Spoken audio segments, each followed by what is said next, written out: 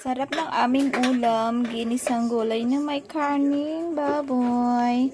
So, ayan guys, namiss ko talaga maggulay. Dapat sana laswa. Ito yung gulay namin. Kaso, parang hindi na siya maganda kung laswa. Kasi hindi na siya as in bagong ano yung gulay. Tapos, ito naman ay paksiw. So, ang sarap. Kikita nyo naman.